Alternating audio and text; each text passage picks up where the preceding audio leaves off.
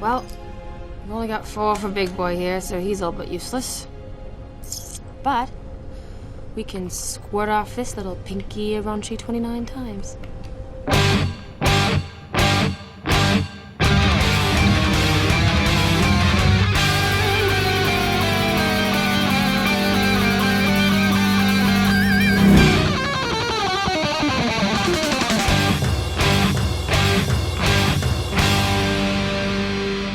Welcome to the Mad Max Minute, where we squirt off Mad Max Fury Road 1 minute at a time. I'm Rick. And I'm Julia. And today we're talking about minute 65, which begins with Toast delivering the grim news of their nearly exhausted ammunition supply, and it ends with the war rig struggling through the mud as the war parties draw closer.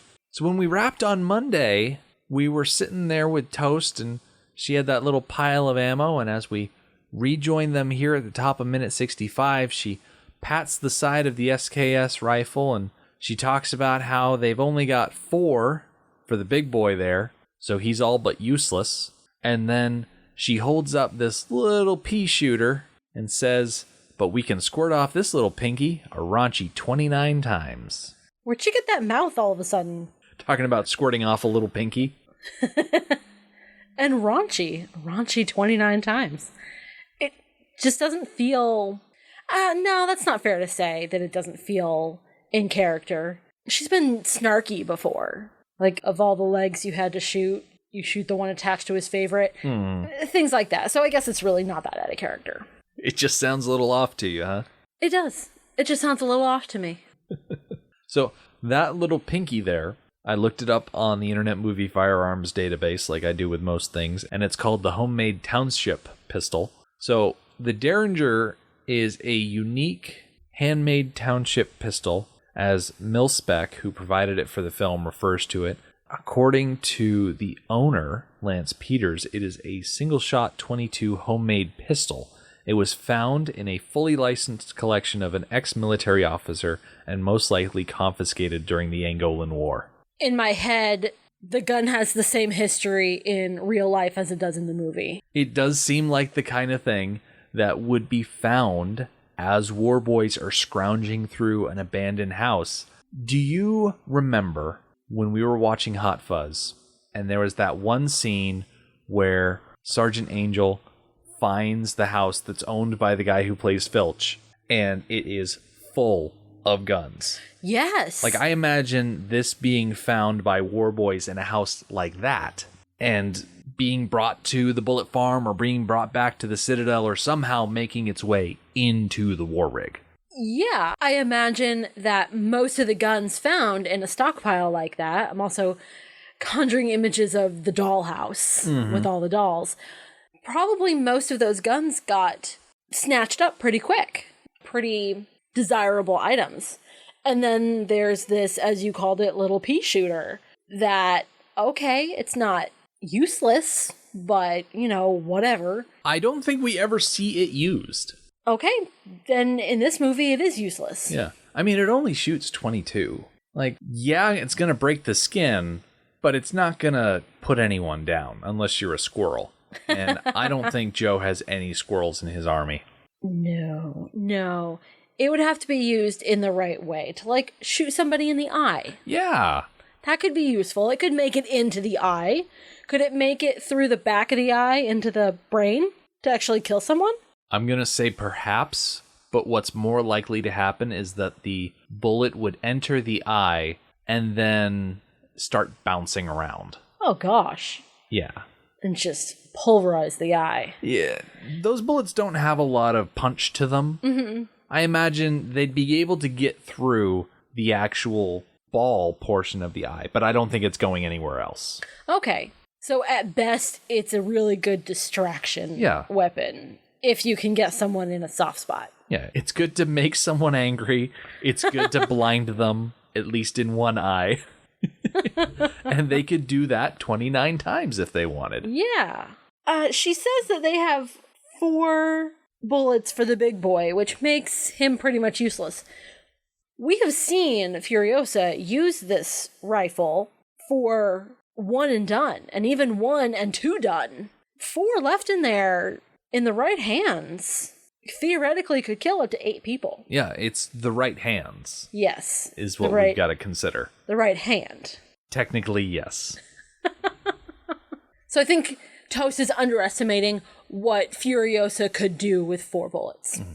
I think it's also important, though, that she's calling attention to the fact that they only have 4 bullets. And when we reach a scene later on, once the sun has gone down, Toast is going to be all too willing to remind Max of exactly how many shots are left in this rifle. Oh, does she count? Oh, yeah. She keeps track. Okay. Well, she was given a job, and she's going to do it. Mm-hmm. That's the important thing. If you're given a job, do it the best you can. Because even if it's a seemingly unimportant job, you know what? You did it the best you could. And at the end of the day, that's what's really important. Absolutely. The DAG has a comment related to these bullets, talking about how Angharad used to call them Antiseed. You plant one, and you watch something die. Yes. I like the introduction of the subject of seeds. I like that idea is brought up beforehand, before actual seeds come into play. It's that idea of death versus life, and how we've seen a lot of death, but there is life out there. There is hope. So I think this idea of bullets and seeds opposing each other illustrates that well. Yeah. We'll probably bring it up when we get to the Keeper of the Seeds, but she keeps all of her seeds in a brown leather bag, very similar to the brown leather bag that Max threw all of the guns and stuff into. Very true. So you start off this first half of the movie where there is a lot of shooting and a lot of death and not a lot of hope, where everything is pretty much ruled by the distribution of these anti-seeds. And we get the mirror image of the regular seeds held in a very similar bag as the one that was holding all the guns earlier. So I like that we get this balance of images. And in fact, to keep on that image, we have the bullet farmer, from the bullet farm, continuing on that imagery of bullets as seeds, and they can be farmed. So the bullet farmer is farming death. Right around 20 seconds or so, we switch color schemes. We've been hanging out. It's been nice and orange because the sun's going down, and then smash cut from sunset right into night. We are now full on blue. Yes, we have entered our blue period. So one noticeable thing about this cloudy night where the full moon is obscured, the ground looks a little shiny to me. It doesn't look like sand. This looks like mud. It does. It's starting to look more hard pack. I think everything about the presentation has changed. The camera has been brought lower.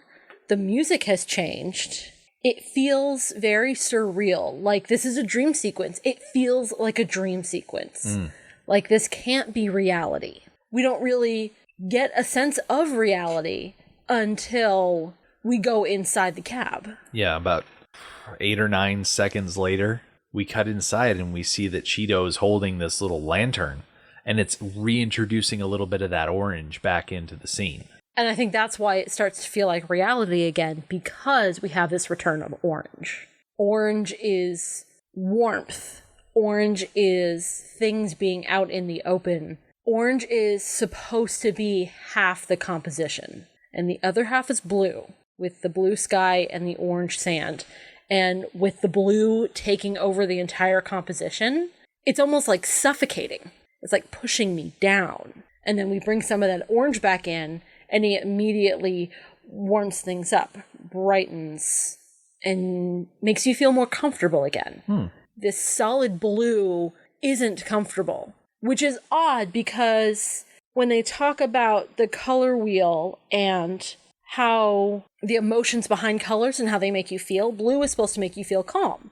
And the reds and oranges, the hot colors, are supposed to make you feel excited and agitated. But in this movie, especially in this scene, the blue makes me feel not calm, but suffocated. And the orange makes me feel glowy and safe. So it's a bit opposite of the standard thought process. Yes, with colors.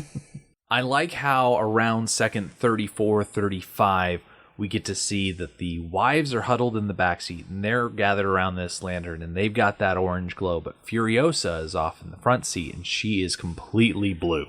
Yes, I have thoughts about this. The wives have each other. They are huddled in the back seat and they are leaning on each other and embracing each other, and they have this light that they are all sharing. And Toast is dead asleep, right? Oh, yeah. Yeah, she's like practically drooling, incapable. So she feels comfortable enough to actually fall asleep. And then we have Furiosa in the front seat who looks very alone. She's getting no overflow light. And her body language is very dour, I guess. Very kind of moody. Mm-hmm. Yeah. Something about the wives that I just want to point out before we kind of leave them in the back seat. As we're panning across the four of them, we get a real good look at Capable's face. You can see in her face that she has a secret. Mm-hmm. She is smiling in her eyes. And it's really obvious. Anybody who takes a good look at her face would know that she has a secret. She's got a secret boyfriend. I really like how Furiosa and Max are segregated color-wise from the wives, because I feel like the wives represent a hope for the future. And Max and Furiosa are so steeped in the old world, this world of fire and blood, the world of the Imperators and the will of Immortan Joe. Like, that's the world that Max and Furiosa live in. Violence and domination. And the wives represent a hope for the future. They're educated, they're young, they're ambitious. They have that metaphorical light to share with others around them, and they gather around it and they protect it. Where Max and Furiosa are very dark individuals because of their pasts. They can't partake in that light because they don't have a place in that world. And I think that's why this movie ends the way it does. Like, this is not Max's deal. And yes, Furiosa gets to be a part of it, but it's also not really her deal either. Yeah, Max is a tool in this story. Well, so is Furiosa. They are the means by which the wives gain freedom and bring hope to the future.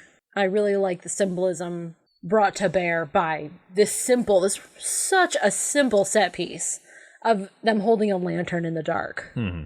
And you can really pull a lot out of it. Speaking of pulling out of it, so they're driving along and everything kind of seems fine. Things are calm. Toast is asleep. And all of a sudden the rig starts swerving back and forth, just sliding around. Mm-hmm. And one of the first things that happens when this begins is the wives, of course, show concern, but the blue light starts encroaching on their glowing lantern, kind of bringing this world of violence and uncertainty back in, encroaching upon their existence of hope. And as we cut outside, we see that the tanker is just going way far afield. Like, the speed that they're running at, yeah, they have an urgency and they need to keep moving and whatnot, but the ground is just not dry enough for them to be able to maintain a straight course. And Max has to constantly correct where they're going. And so in an effort to keep things under control, Max has got to slow down. Trouble is, once he slows down to get more control, he doesn't have the speed to stay on top of the mud, and he starts to sink down into it, which is just the beginning of so many problems for so many characters in this movie. It really is a catch-22. Like, of course he has to slow down, but in doing so, he gets himself stuck. Mm-hmm. See, that's the problem with towing things sometimes. If your weight is not evenly distributed across the thing that you're towing, then it can be very easy for your trailer to start swerving out of control, and then you've got to pull back on that speed or else you're going to jackknife yourself. Mm-hmm. What did I see recently? It may have just been a popular video on YouTube of two examples of a car pulling a trailer and where the load was, whether it was further forward or further back. Mm-hmm. And so they're running like a simulation, so this car is going at a certain speed with the trailer, and they bump the trailer. And the two different load locations behave completely differently. Like, in one, where the load, I believe, is further forward, closer to the contact point, the trailer self-corrects pretty quick.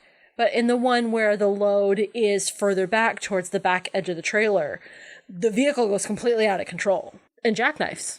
So yeah, it's all about weight distribution. And if they are storing a lot of their liquid in the back of the tanker, then that's where a lot of the weight's going to be. Yeah, we know that the cavity where the wives hid is in the front part of the trailer. Mm-hmm. So that's all empty now. And we also know that that's where the produce was, which... A bunch of lettuce is not going to be nearly as heavy. It's just not as dense as liquid hanging out in the further back portions of the trailer. So yeah, this trailer is dangerously loaded. Especially for this sort of ground. Yes, this ground has gone from looking more hard-packed to there are actual puddles of liquid. Mm-hmm. I can't help but wonder what this looks like in the daytime. Yeah. And if I'm not mistaken, we never get to see it in the daytime. No, we don't. It's this eerie blue all night, makes us feel very otherworldly and quite bizarre. Especially because we've been trained over the last 4 movies to be in the desert, for there not to be a lot of water around, for it to be a precious commodity. Yeah, water is a special situation. Yeah. It's a unique thing that you only find in some areas, and here, the ground is literally soaked with it.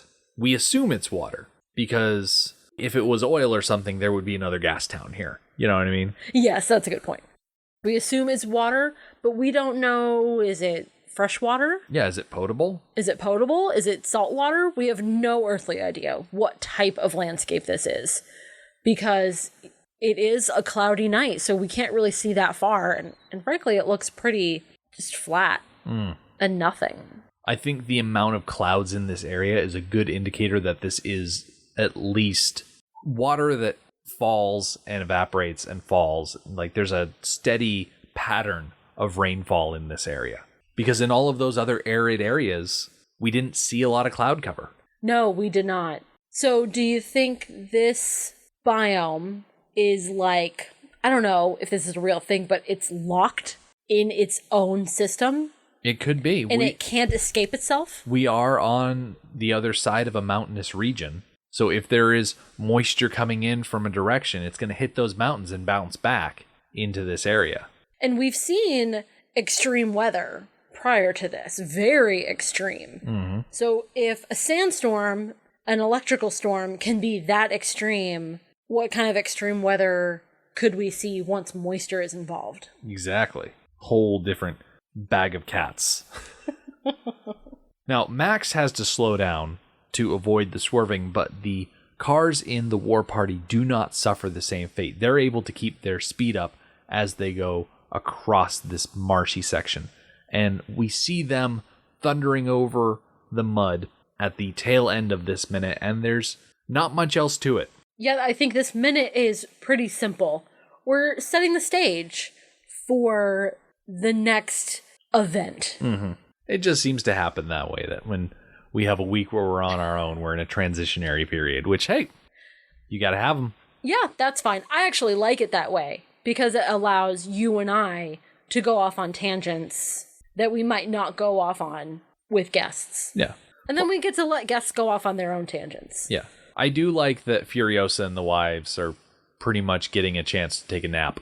I have internally bristled a little tiny bit that Max seems to be all of a sudden the default driver, but that will be resolved on Friday. Yeah. I wonder if the reason that Max is still driving is because he wanted to give Furiosa a bit of a break, because she had to do a lot in that canyon chase. And even before the canyon, she had been driving since leaving the Citadel. Mm-hmm. She drove through multiple chases and into the canyon. That's a lot. It's just a lot to handle. She'd been driving for a long time.